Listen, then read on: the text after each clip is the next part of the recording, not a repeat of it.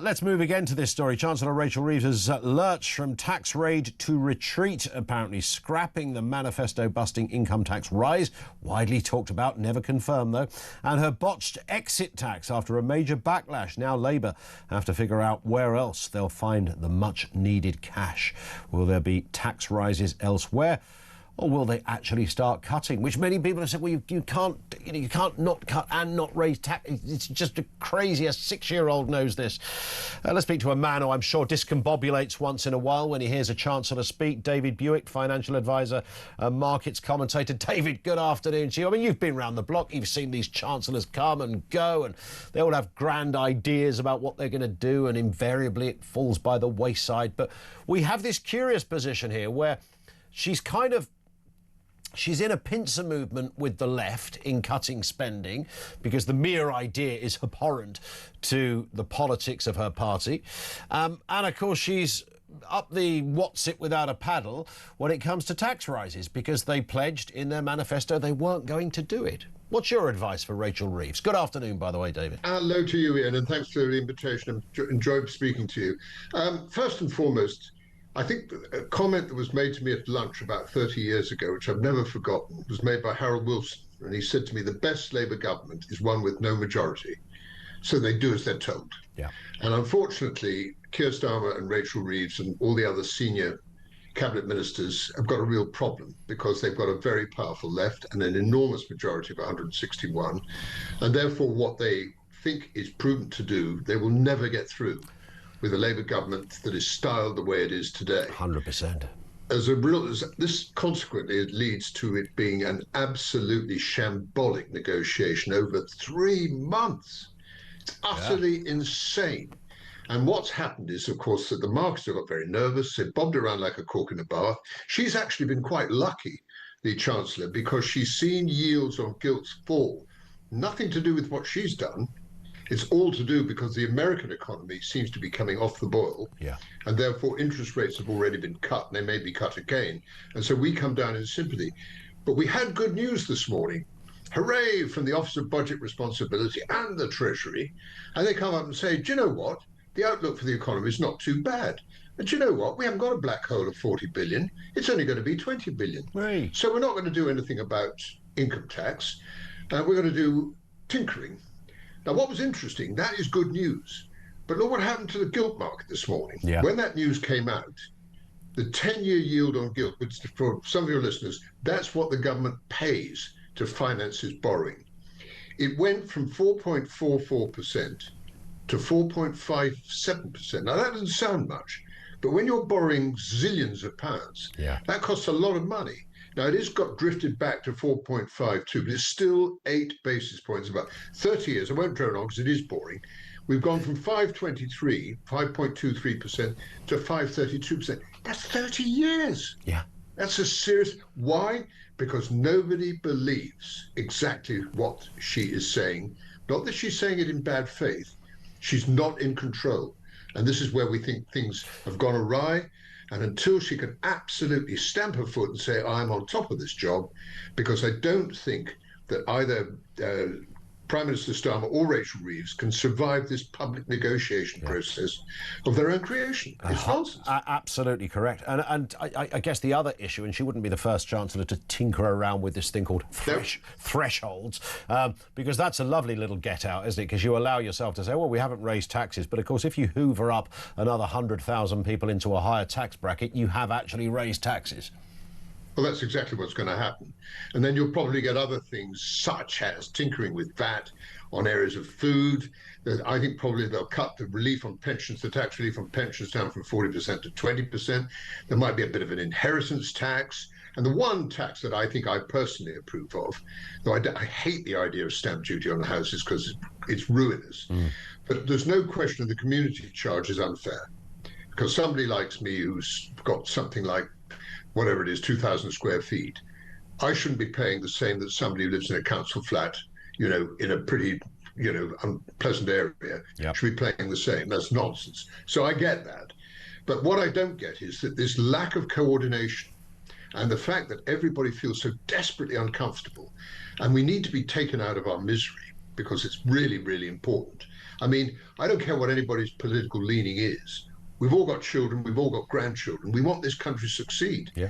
And, it's a horror story, the way it's being presented to us. Is there an area, when you've looked at this over the years, David, and you see budgets, where each time the Chancellor stands up at that dispatch box, and I remember going to, I think it was George Osborne's first budget, I was in the press gallery, I think he was the first person to kind of give the super speedy budget, wasn't he? It was about 25 minutes long or something, and everybody... Everybody in the room was quite delighted for that to happen. But and it was, of course, there's great pomp and ceremony when it's done, and then the next day the bean counters and the number crunchers step in, have a closer look at what's been announced, and it's never quite as the gloss has been removed, and you get to the nitty gritty. But when you look at those budgets, is there anything you've ever seen over the years and thought, why don't they just do this?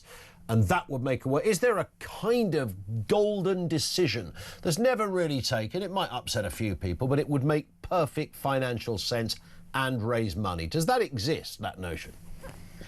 Well, I think the trouble is that the economic map has changed so dramatically. I mean, if you go back to the days of Eddie George when he was governor of the Bank of England and Ken Clarke, when they got the economy in pretty good shape and handed it to Gordon Brown in tip-top order with virtually no borrowing at all. When you think what's happened since then, I mean, first and foremost, the banking crisis, which we're still paying for, which needed George Osborne to come in with very draconian ideas, which were not well received at all. And we are still recovering from that. And then we've had COVID. And of course, everybody who wasn't in the... I mean, we all laughed and thought, well, whoever's in government, whether it's Boris Johnson, whoever else, at the time of COVID, they're out. Yeah. Because it is sticking a pin, and they spent £800 billion. And of course, we know that a large sum of that was not necessary. Yep. But everybody, the politicians, were in the dark. I think Boris, who I think was a very, very average prime minister, but one thing he did do, he did get that vaccine out, and he got absolutely no credit for it at all. So, Ian, I don't think you can compare apples with pears. True. I think the job that the guys had post-war, so we go through the Attlee situation, which was horrible and very difficult for him, and I think he did quite a good job. And then you go through the Harold Macmillan, well, we've never had it so good, That was a time when the graph looked great for growth, and it was on one trajectory, and it was fine.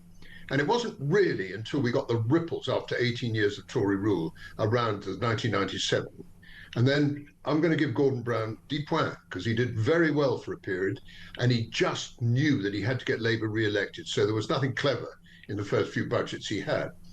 But once the stuff hits the fan, if you know what I mean, that's when you sort people out. And I do believe that the banking crisis, where Labour was in control, nobody ever raises it. The fact that, it cost us a fortune, 1 million jobs, and we're still recovering from it. Yeah, I remember. COVID I think it was Mervyn King back then, David, or whoever the governor back then. I think it was Mervyn King, wasn't it? Who said, look, whoever gets elected in 2010 is going to be the most unpopular. In fact, the next sort of 3 or 4 governments will be the most unpopular, because the shockwaves of what happened in 2008 are so great. Exactly. They're going to take generations to recover from. Well, that's exactly right. I mean, the one thing that she hasn't done, because I know she's got a very difficult job, and to be honest with you, I wanted to succeed for my children, my grandchildren, is she talks too much.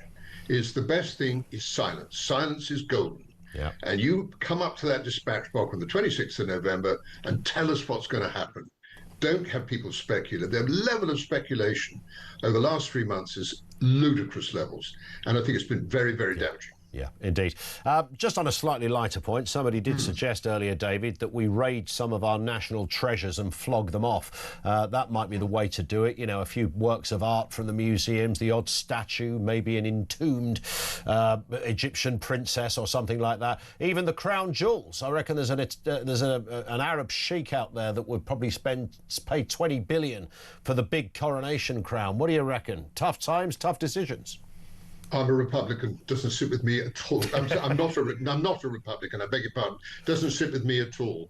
I'm afraid if you want to sell things, there are things. We've sold an awful lot of stuff off to the Chinese. Various harbours and other things that we have done. And when you come to that area, you have to be, of course, security conscious.